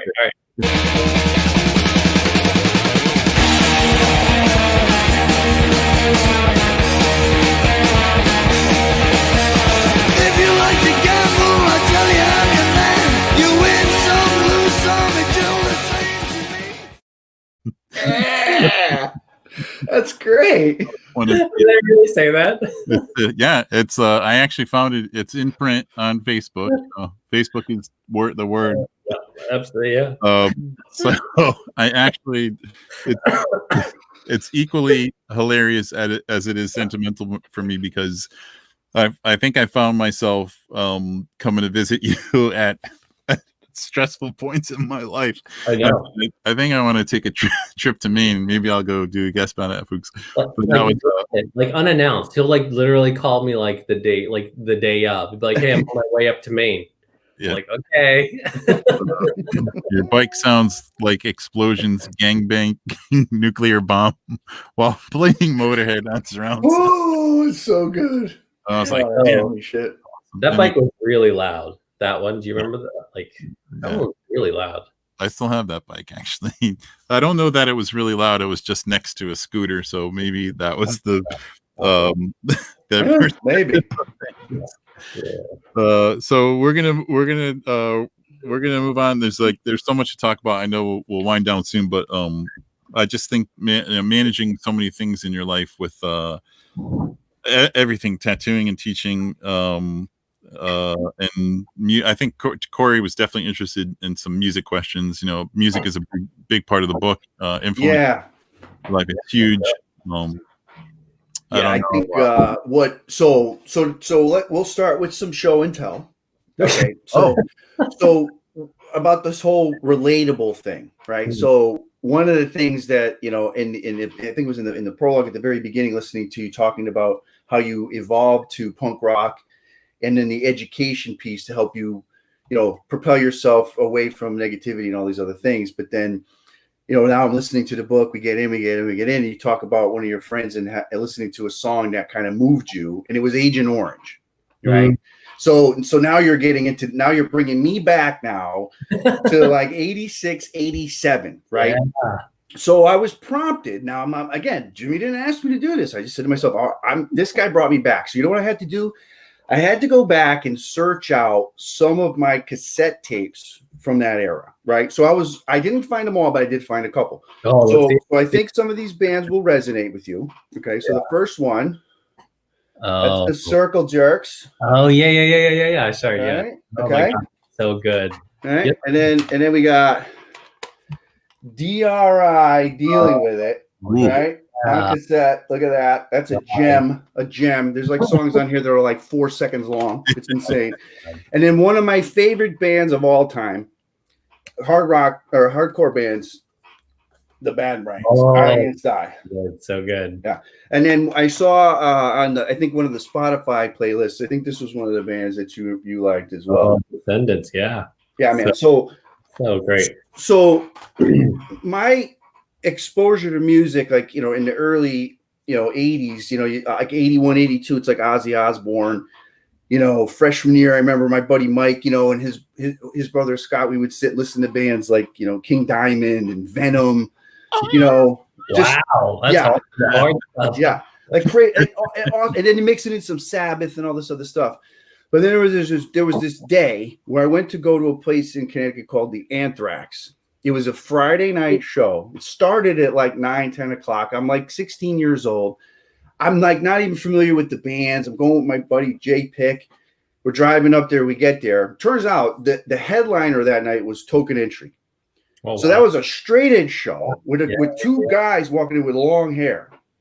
So you can only imagine, but it was fine. We were just kind of like on the outskirts, and it was the first time I'd ever seen all these dudes just going nuts and slamming around, jumping off the stage. I mean, it was mind-blowing experience, and that was like the first time I really ever heard the music.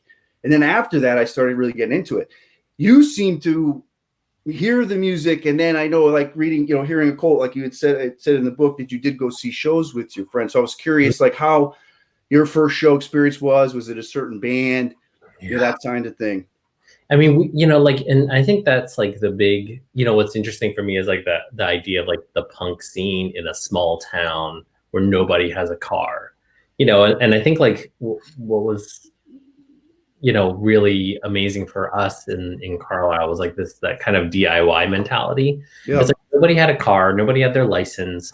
So we're like, I guess we'll just put on a show. And it's just like, okay, what do we do now? It's like, I don't know, like let's just run in a circle and like beat the shit out of each other, like we saw in like that one like scratchy Night Flight USA video. It was just like, okay, like so that like a lot of our first shows were all like shows that my friends' bands put on at like the Knights of Columbus Hall, or whatever, the American Legion Hall, like and then we would start like finding out about shows like, like 20 minutes away, and then kids started getting their licenses. I mean, like I remember seeing Fugazi in 87 at like Dickinson College, but like, and then, Social Distortion and like, Jawbox and stuff like that. But like, by then we'd been to so many kind of like local DIY shows, where like, you kind of knew everybody, So it wasn't like a big, like, were you going to shows in Bridgeport or New Haven, or? It was Norwalk. Bridgeport actually had a place called Baby J's, and they played more metalish, like, Nuclear Assault played there, a band INC that was a local band. You had a little bit more of that scene, but the Anthrax, as Jeff Coleman, Jimmy's brought up, so Jeff, I saw you open for them because that was 86 was the year I was there. So that's funny stuff. Yeah. But I mean, it was Norwalk. It was the place called the Anthrax, and it was nothing special. I mean, there's a book that was written about it. I actually have it. Oh yeah. Jim, mentioned that. Yeah, it's great. I gotta say, like one of the top 5 concert all time for me was there, where I saw Agnostic Front play. And the lead singer Roger, literally the next day, he was supposed to be going off to prison for some reason. Like I don't remember if it was a drug charge. I don't even know. Yeah. But back then, that band was like a crossover band, and they attracted long hair guys, skinheads, straight edge, the whole thing. Yeah. And I'll never forget it. The show was going on, and a big fight broke out between long hair guys and skinheads, and all of a sudden, lead singer Roger just stops the show and just starts yelling at everybody for not being together, being one, blah. I mean, he went off the wall. And he's like, if I see anything again, we're walking off the stage, or where, he made it very clear he didn't like seeing it. And then the show went back, and then everybody was just having a great time. But I mean, that band I just like it was yesterday. They blew my mind. It was just amazing. Yeah. Yes. There you go. Roger went to prison. He did. Yeah. Yep. But it's amazing how it just changes your life and your perspective. Like some of this music, like you said, the angriness, it brings out emotion. It makes you think different. It's a pretty amazing feeling what music can do like that, especially that kind, hardcore punk. It's like, And when it wasn't so easy, like you had to look for it, right? Oh, yeah. Right. I mean, once we found the Anthrax, then you kind of knew. And there was a place in New Haven that used to have shows every once in a while. Like I can't remember the name of it, but I saw the band Testament there, but again, more metal band. Probably but the punk, the tune in, but the punk stuff, you really found a lot of that stuff up in Norwalk at the Anthrax. Yeah. I know, Phuc, after I had my foot tattooed by you the first time, I went to a show at Toad's Place in New Haven. I went to an Agnostic Front show, and I saw you maybe a year later at a convention, and you said, wow, it healed up perfectly. What did you do to it? And I said I went to see Agnostic Front the next day, and I was with it, Chuck. You're talking, the resurgence of these bands coming back to areas, and I was with Corey and my buddy Scott, and I said, do not let me get into this pit. Like, I'm older, I can't fucking handle this. And we're watching the show, and I'm standing next to my buddy Scott, and I look, and Scott's gone, and he's in it, and I said, I'm in there. I was the smart one. I stayed back. Yeah. Which actually, I don't know if you know this, but the when you tattooed my other foot, it was at the one of the Boston tattoo conventions, and in Phuc fashion of being on time and efficient, you said, do you think we can get started maybe at like 10 or so before the convention hall opens? And I, of course, no problem. So I'll give you a quick recap of the night before. It was probably Friday, I believe, or Saturday night, and tattooed all day, went out, got some drinks. The night escalates. I would go to one of the small bars in town, which was like the hot spot. I was with a group of friends. By the time it was closing down, it was, where do we go from here and find the after hours places? I ended up with two people that I did not know in Boston. I was feeling pretty good, and I didn't know how to get to my hotel. Everyone's gone that I know. I don't know how to get to my hotel, and they say describe the hotel, and I was like, well, it looks like this. Describe the hotel. I'm following these people, and they're chatting, and they're just like, and I'm just like, and lo and behold, after a 45-minute walk, they're like, dude, it's right here, and I'm like, that is the hotel. I'm in the hotel. It's like 4 a.m. I get, sleep horribly, and I say, fuck, I gotta go get my foot tattooed by Phuc. And that was the second time I got the other foot tattooed, and it hurt a lot more, actually. Oh God, I've never heard that story. That's so funny. So I love that tattoo, but oh God, it's awesome. I have a moment from one of the it's a very touching moment. We don't really have too much time to talk about filming stuff, and I blame you that I did become a dad, because I confided in you and talked to you and Sue about what you thought about becoming parents, and you weren't sure, you didn't know if you would do it, and then you did it, so you fucked that all up for me. But just kidding. I do appreciate having you as a friend to bounce stuff off of, but I think this is a moment that's that I captured that you may not know I have on film, and it's a beautiful thing. And I chose some really emotional and sentimental music, and I just want to share this with everybody. You coming into parenthood and fatherhood.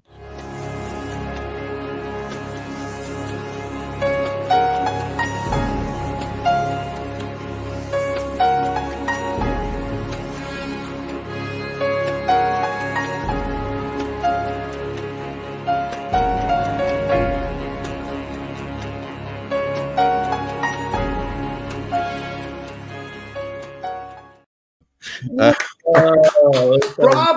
I hope that you appreciate my choice of music.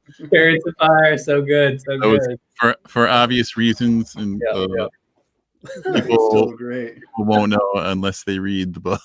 Oh my god! But I mean, I think like parenthood, right? It's like the hardest thing. Like it's the hardest thing, definitely, that I've ever done. No And, question. Yeah. I've often said it's the most difficult, but the most rewarding thing ever. Yeah, right. Which goes back to like this whole if you haven't done it, like let's do it, right? And Yep. no. Yeah. Yep. Well, that's a really great point because Tracy will attest to it. We got to this point of in life where she likes to remind me when I'm like, this kid is making me crazy, like, and she's like, well, you were like, what else are we gonna do in life? Let's have a kid. And I'm like, I did, really, I did. She is awesome. She's awesome, by the way. Yeah. She's awesome. Tracy says, when do you get that parenting reward? I don't know. Is there a reward for parenting? Yeah, no. If anything, it's one of those things that happens very, very late, when you're like convalescing. But yeah. Would you say convalescent? Convalescing. I think the reward is like survival, right? Like it didn't crush you, right? Yes. College graduation or some sort of whatever. They're out of the house. They're breathing. They're eating. Yeah. Getting put clothes on their back, and we're good. Everything's good. Yeah. So there, it's to be able to reflect on this stuff, man, and still laugh. Especially with what's going on, we're in a heightened state of uncertainty and just a really fucked up time, for lack of a better word. So we can do this stuff and find some time to laugh about shit. Tracy. Oh, that's classic. There you go. Yeah, we're bravo. Basically. I don't know if she's really finding the humor in things right now, but There's always humor. But it's great to have to be able to take time and bounce stuff off of parents and people in general. There's a lot of stuff coming up for this parenting stuff. The award is in each and every diaper until about age 2, right? A nugget. The golden nugget. Yeah. Oh god. Real quickly, Phuc, there's 3 words in the book I want to ask you about real quick. Chable. Did you come up with Chable? Yes, I did. I mean, I didn't Google it. Like, I just was like, I did. I Googled it. It doesn't exist. Oh, Sue said she Googled it and it does not exist. So I invented Chable. Chable. It's pretty good, right? You knew exactly what I was talking about. I said it to Tracy and she was like, what the hell is that? I was like, it's a chair and a table. So Corey, the Chable's the you read the book, but we had them in school. It's the connected school thing. Yeah. So, oh yeah, absolutely. And there's one that I was listening to the audio and I was like, did he just say what I thought he said? It was in reference to the oh man, I forget the guy's name. He's asking you about the eyelid that you're reading the eyelid, and aren't you good at math? And you said, you said he was looking for some identification. Identification, yeah. Got past me the first time. I said, well, wait a second. Did Phuc say what I thought he said? So did you coin that term? I mean, I didn't. I mean, it's like a joke among like Asian people where like you substitute the like fascination, right? Or so I'm sure somebody has done it, but I don't know. I can't think. It's like a joke. It's like an internet joke, probably. I like it regardless. Table for sure. I coined. I was bouncing stuff off of Tracy as I was like taking some notes and stuff. I was like, and Phuc says this, and I'm like, isn't that funny? And she's like, yeah. She's like making Andy's lunch. She's like, yeah, it's cool. I'm like, get it? Identification. Asian. It's just like, yeah. And then the last one, which I've never heard before, but so group think is a thing, right? Group Yep. think, That is a thing. and you said group talk, which I never heard. I never heard the term group think, and I had to kind of look deeper into it. Yeah, I think that's like a riff on Orwell, George Orwell's Okay. 1984. Yeah, so that was like a little Easter egg for like people. You know, it's sort of like the idea that like like if you control language, then you can control how people think, and like there's a group think. And so in 1984, George Orwell sort of like comes up with all these words, new words that he like puts together to make people. Well, it's like also like in 1984, there's like a new language that the government is trying to get the citizens to use to control their thought, and it's called Newspeak, and it's written as one word. So it's a little bit of a riff on George Orwell and the idea of like sort of oppressive, right, groupthink. Yeah. Right. Okay. All right. Yeah. So I think this is a good time. I don't know if you've had a chance to look at the CKD clothing website and look at some of the mottos and stuff like that. But I have a new shirt which is going to be on the website tomorrow, and it's I thought it was kind of fitting with some of the art that you've been interested in, and maybe this last sentiment that we've talked about, which is maintaining whether it's humor and positivity. And I know I found myself not even so much during this, but at certain points in my life where I would feel so well, to a really good point, the first line of your book is "fuck that kid." So I often find myself looking at people that I don't want to be like, and I'm not saying that this is what was happening, and then I'm so much attached to that idea, I'm becoming that person or that situation or whatever it may be. So this is a new thing that popped into my head. Usually I always tell Corey, I'm when like crush, kill, destroy ideas pop up, I put them in my phone or I write it down. So, it's a good, and then they kind of manifest from there, and then whatever design seems fitting and what I'm drawn to artistically. So this is the new shirt that will be on the website tomorrow. This is the first time I've done a t-shirt with a big print, a large print on the back, and a small pocket print on the front. And the background music is ode to you being on the show. And here it is.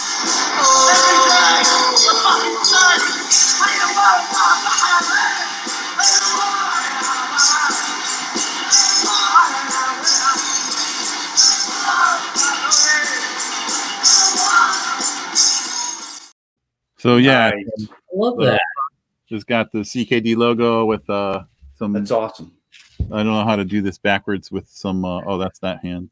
You're good. CKD with the Tibetan flames, in the back has a dagger, which I always see as kind of like destroying ignorance or something. So, and the motto for this shirt is don't become what you hate, crush, kill, destroy. So Love it. That will be on the website tomorrow. Available Awesome. starting on Sunday. Eric thinks it's sick. Can you make a line of CKD tuxedo t-shirts? I can do that. Yeah.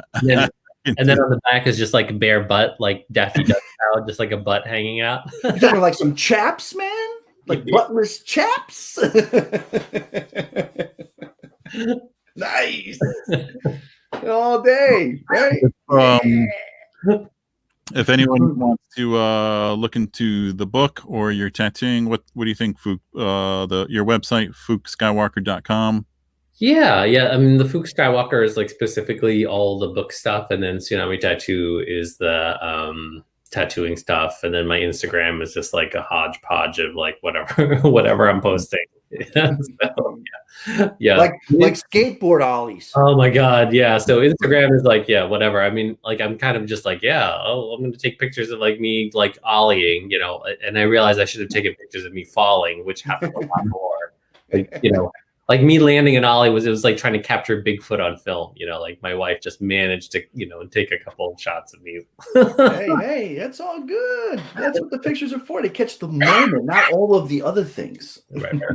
Yeah. So if you don't mind, dude, I usually do a giveaway. If you can stick around with us, I think you'll appreciate it. It doesn't take too long. No. These guys usually sometimes they fire off answers really quick and they do really well. Other times we kind of linger, but we'll see what happens tonight. Gotta pay attention now. This is good stuff right here. Yeah. So what I did was this and dun dun dun. So get yourself prepared for some trivia stuff. What I'm gonna do is wait. Can I give away a book too? Can I bundle a book? Absolutely, man. Ooh, that's spectacular. So I'm gonna do 6. They're gonna be there's 6 questions, but there's gonna be a visual. If you want to decide, like you can do a book with the first one or the last one or whatever you think. I'm gonna do so actually to that point. What I'm gonna do is I do like a little kind of a gift, like a grab bag thing. So I got these printed Crush the World bags, and they usually come with some swag. So we can do a book in one of those. I can just pick one and surprise somebody. Well, let's do that. I'll tell you a book, and then you can just stick one in randomly. Awesome. Thank you so much. One of the random winners tonight will get a signed book. That's fantastic. That's awesome. So what I'm going to do is, and I always remind these guys, I just need $5 for shipping, please, and just to cover my costs to ship it out to these guys, and I get all the info afterwards. But okay, so what I'm going to do is, I'm going to show a scene from a movie, and what I need as an answer is, what is the movie adapted? What book is the movie adapted from, or inspired by? And just so people understand that better, I could put this up because I'll forget myself. Let me just get my shit together. Are we clear, people? We clear. Are we clear? We've had some issues, Phuc, in the past. Okay. All right. Just so you know. There's like yelling stuff posting stuff that's right. Yeah. All right. So I'm going to do number 1.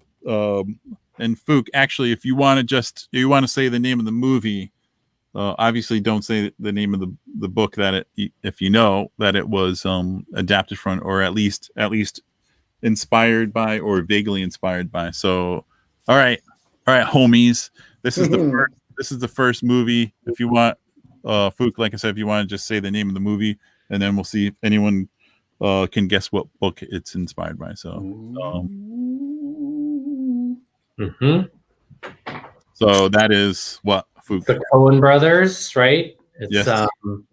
Oh my God, give me a second. I know the book. It's Don't say the book.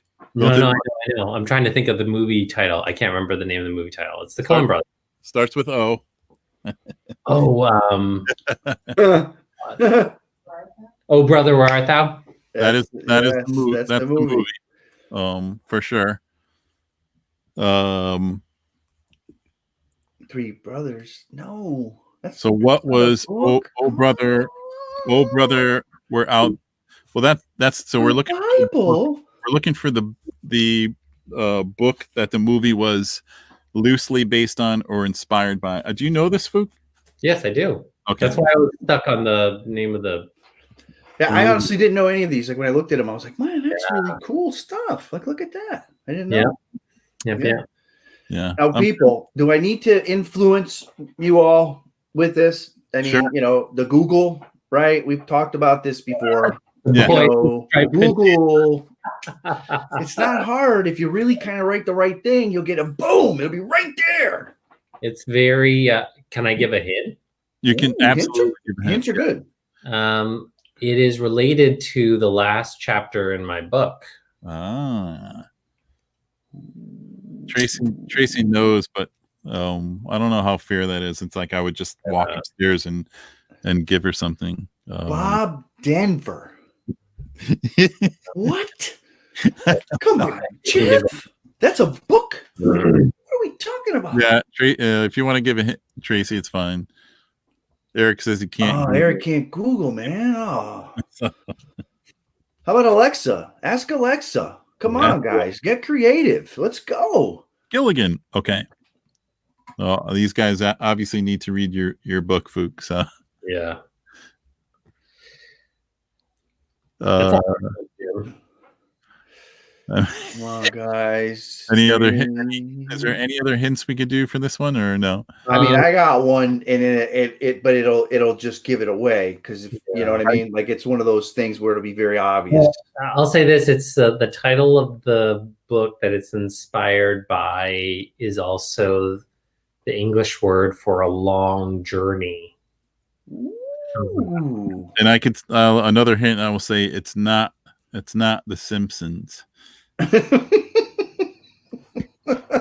not The Simpsons. You can guys just jump on Google and Google it. You'll get it. Oh, you'll get it. You'll get it. I really didn't like I come up with this stuff, Phuc, and I'm like, this isn't. I don't think it's that bad, you know. And then the stuff that I think it's like, I'm really gonna zing these guys. Nick got it. Nick got it. Awesome. All right. Way to go. Yeah. It's Nick, I'll send you a message and I'll get you some free stuff. So yeah, we got it. We got it.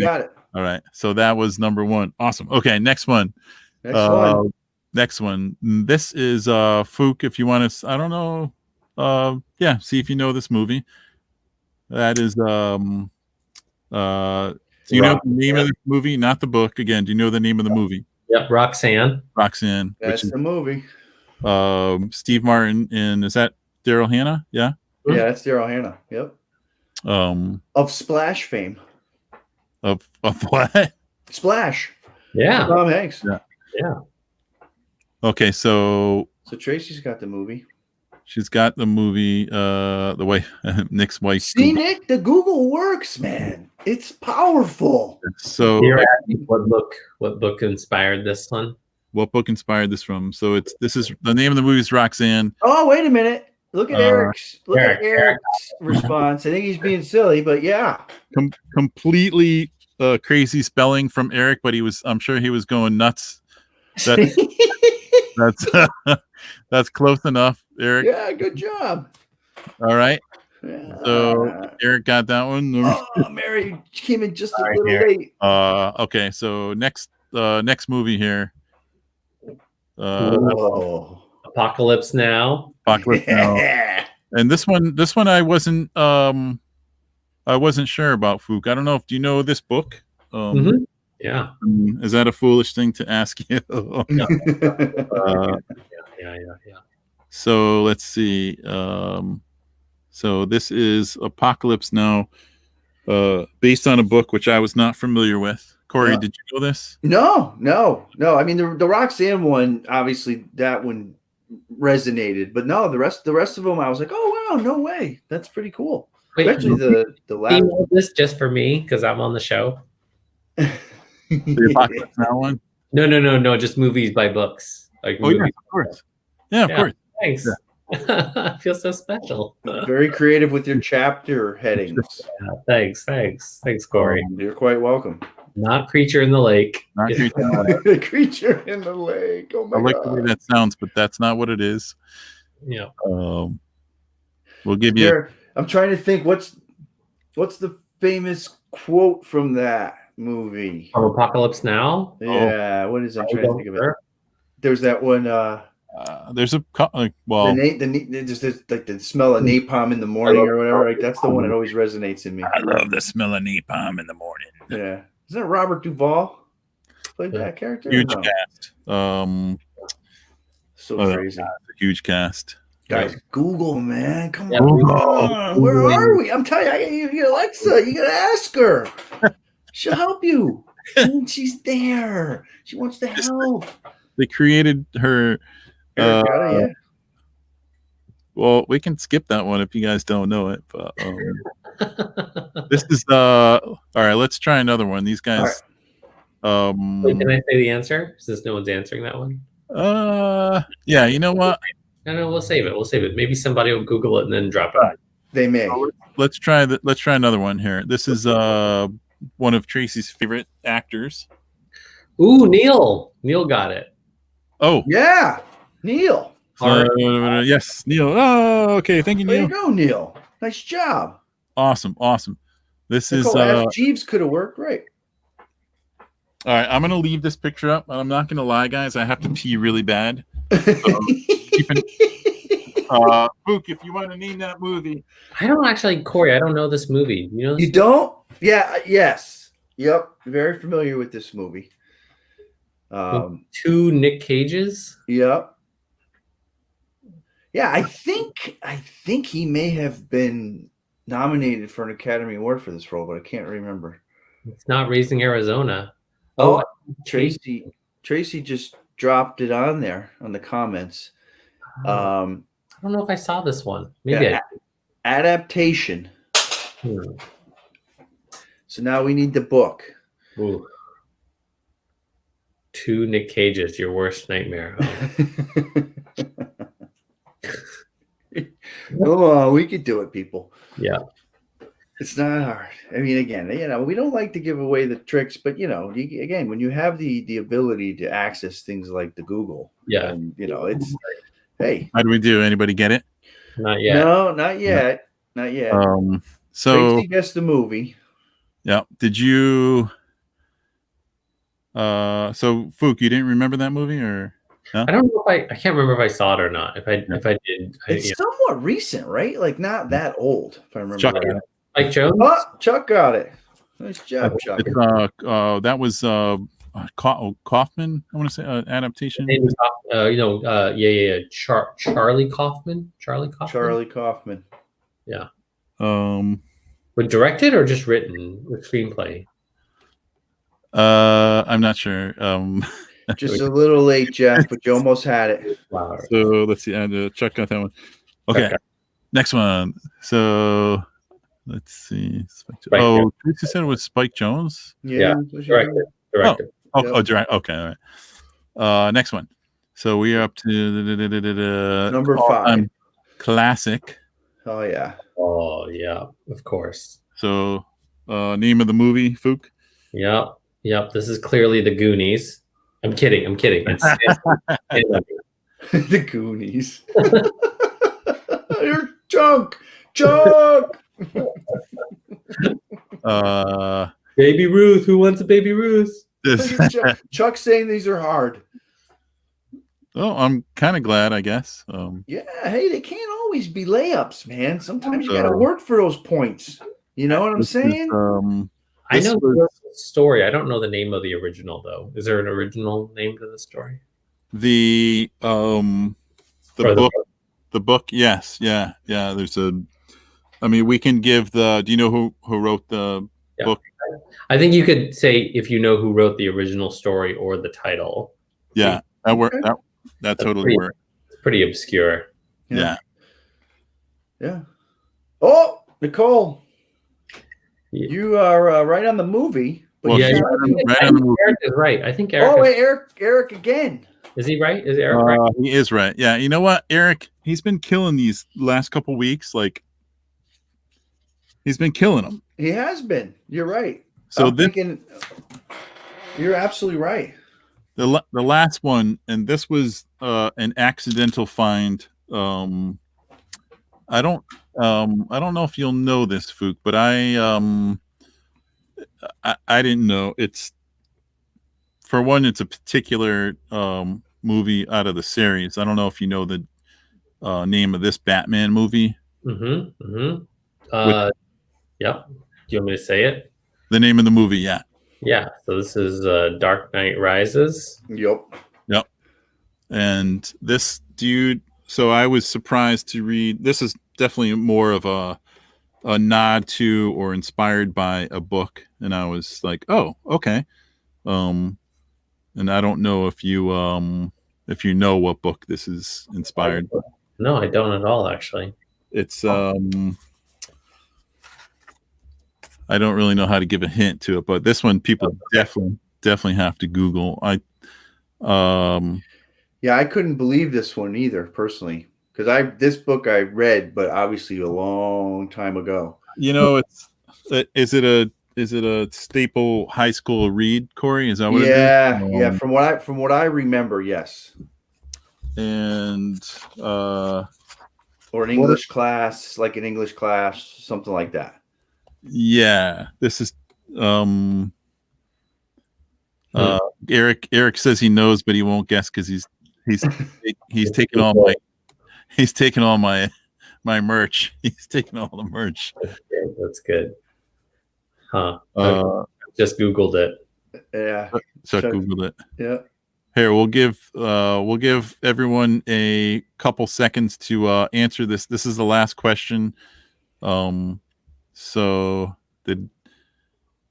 Chuck's like, that's wild. Yeah, I was shocked. I didn't realize. I was like, wow. Here, we'll go to a commercial and come back for the answer.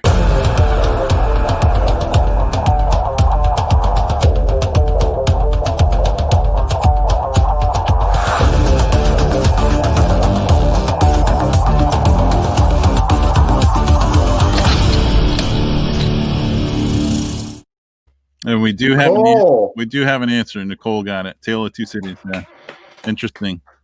Great job, everybody. Yeah. Wow. Yeah, I had no idea. That was a shocker.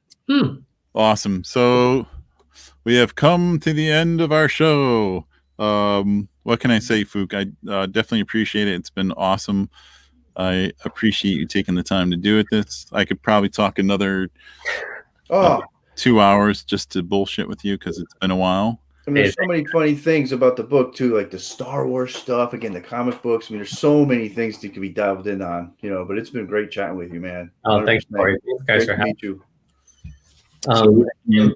I'll drop a copy in the mail and send it to the. I'll text you. I'll figure out where to send the book. Yeah, that'd be awesome, dude. Thank you so much. Thanks to everybody for tuning in. Yeah, best to the family, and please be in touch, and we can bounce stuff off of each other as we maneuver through the rest of this for sure. pandemic and all the bullshit that we've had to deal with. I think you have a couple new fans tonight. Thanks. I know you said no religion, no politics. I'm just going to implore people to vote. Please vote in November. All I'm telling people to do is vote. No, I'm just kidding. No, good call. 48% of our population did not vote at all. Yeah, that's true. That's 40, like half. It's amazing. Vote, people. Please vote.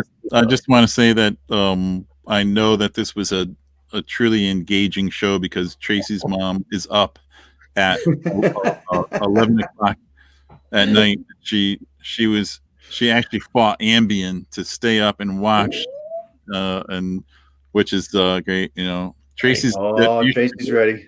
Listen, man, if you could do your own show with Tracy, she's on fire right now, dude. Like, if you want to take she could create a new show, and she's on fire with everything going on. So Tracy's show is going to be called like Kill, Crush, Destroy. Kill. Exactly. Good stuff. Man. Thanks, guys. Thank you, man. Again, great meeting you. Best of luck with everything, with the book and everything. We'll meet someday in person. Yeah, man, absolutely. Yeah. For sure. Awesome, man. Thanks again, Phuc. Everybody, peace out. I'll be in touch with all our giveaways, and Phuc, I'll text you, and we'll get the book down here, and I'll get it to one of these lucky. All right. Thanks again for tuning in, everybody. You got it. Crush, kill, destroy. Crush on, everyone. Alrighty. Thanks, Phuc.